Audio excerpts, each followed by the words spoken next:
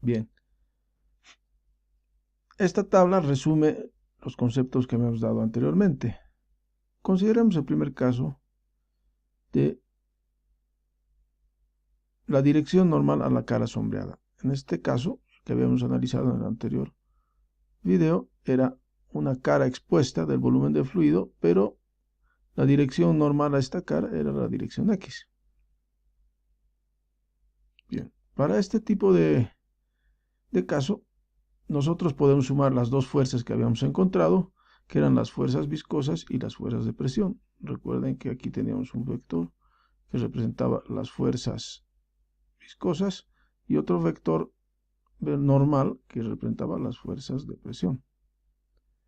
Bien, la suma de estos dos me entrega lo que se llama la densidad de flujo de cantidad de movimiento a través de cara sombreada completa, o lo que es el tensor de esfuerzo molecular. No se olviden que yo puedo hablar de dos maneras. Puedo hablar como una densidad de flujo de cantidad de movimiento, o puedo hablar como un esfuerzo molecular. Bien, entonces, en este sentido, al sumar estas dos componentes, yo obtengo una sola componente que la defino con esta nomenclatura. ¿Ya? Que es la densidad de flujo de cantidad de movimiento molecular, ¿no? O el esfuerzo molecular, que no es nada más que el esfuerzo viscoso más el esfuerzo de presión, o las fuerzas de presión. Entonces, este lo llamamos el esfuerzo molecular, o la densidad de flujo de cantidad de movimiento molecular.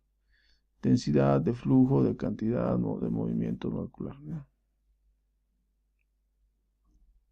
Lo vamos a llamar así: densidad de flujo de cantidad de movimiento molecular. Entonces, esta es la densidad de flujo de cantidad de movimiento molecular. Pero esta está asociada solamente a este caso, a la cara sombreada cuya componente perpendicular es X. Bien. Ahora, habíamos dicho que este vector y este tiene tres. En realidad yo puedo dibujar tres componentes, ¿no? Porque este es un vector. Entonces, este tiene tres componentes. Entonces, yo voy a tener de acá tres componentes que van a ser el primer componente de la densidad de cantidad de movimiento molecular, o el esfuerzo molecular, que va a ser tau XX más P de X. Luego el segundo, que sería tau XY más, ahora fíjense que acá ya el esfuerzo molecular está relacionado con una dirección diferente a X, por lo tanto acá la fuerza de presión no existe ya en este componente. Aquí, perdón, esto es cero, no existe. Como pueden ver acá, ya no hay el término de presión. Solamente cuando hablamos de los componentes que son perpendiculares exactamente a la dirección de la cantidad de movimiento, de la dirección de flujo de cantidad de movimiento, podemos decir que existe el componente de presión o esfuerzo de presión. Y finalmente el tercer componente, también sin el esfuerzo de presión. ¿Bien? Estos tres componentes me dan en total el vector de densidad de cantidad de flujo molecular en X. Bien. Con eso ustedes ya pueden entender también cómo crear lo mismo para las direcciones Y y Z. Para un componente en Y, pues tendríamos y para un componente de Z tendríamos un área cuyo eje perpendicular sería el Z.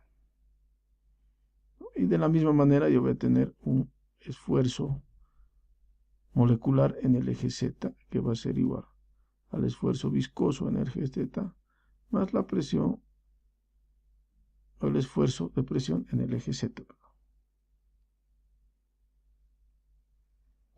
como está acá. Ahora, cuando descompongo este vector en sus tres componentes, tengo componentes, los dos primeros componentes solamente aparece el esfuerzo viscoso y en el último aparece el esfuerzo de presión, porque me estoy refiriendo a una dirección perpendicular a la dirección Z, donde sí existe la fuerza de presión. De esta manera hemos descrito ya la matemática para los componentes del tensor de esfuerzo molecular.